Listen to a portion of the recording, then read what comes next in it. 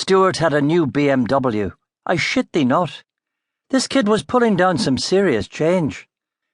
With the rest of the country in the economic toilet, he was buying a new motor. I asked him, "How do you do it?"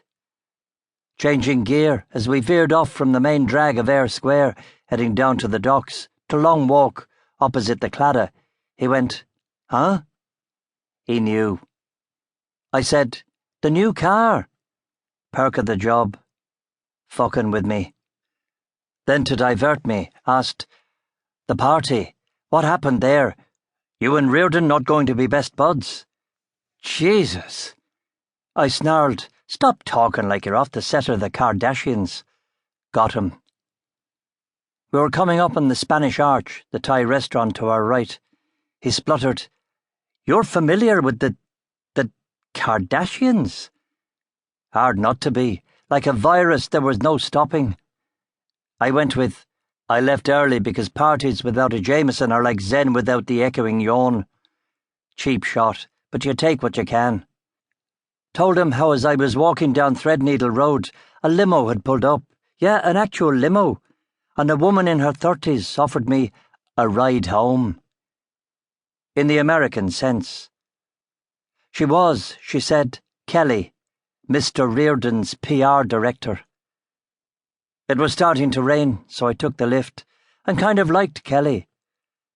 A displaced New Yorker, she had that Louis C.K. sense of humour, so what's not to like? And she was an avid reader of Anglo-Irish literature, Oscar Wilde being, she added, her doctoral subject. Only Americans can quite get this reverence when talking about books. An Irish person would say, "Read Wilde, not bad." Stuart was sliding the car close to the water on Long Walk. He asked, "You like her?" "We're having coffee in a few days."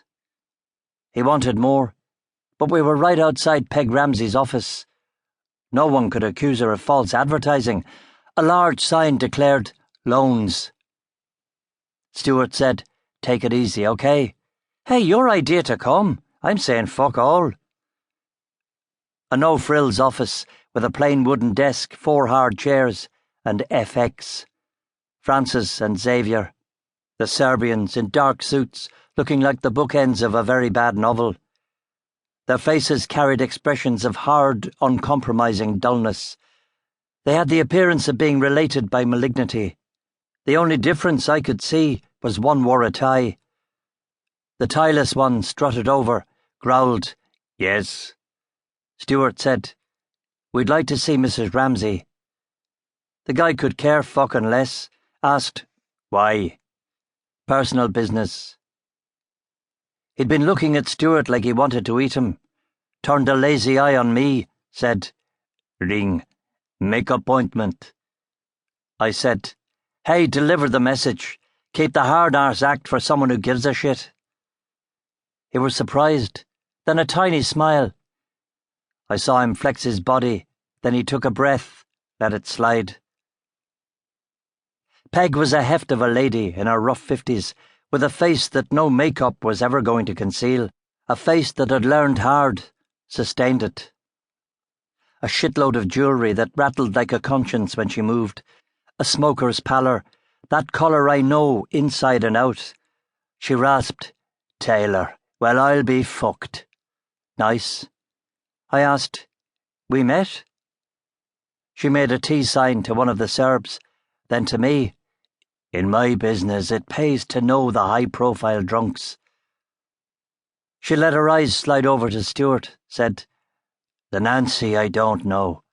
Stuart had done 6 hard years in Mountjoy. Name-calling wasn't high on his radar. He asked, "Would you believe we came here to warn you?"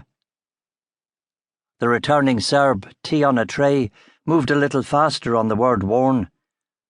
The other, tieless one was already in place behind Stuart. Realizing, Stuart said, "We have some stuff here that seems to indicate you might be in danger." The tea plus chocolate biscuits were in front of Peg, and Stuart placed the photos, the threat, before her. She took a healthy bite of chocolate, noisily said, mouth full, "This is shakedown." Sounding like a really poor Dame Noir, she seemed only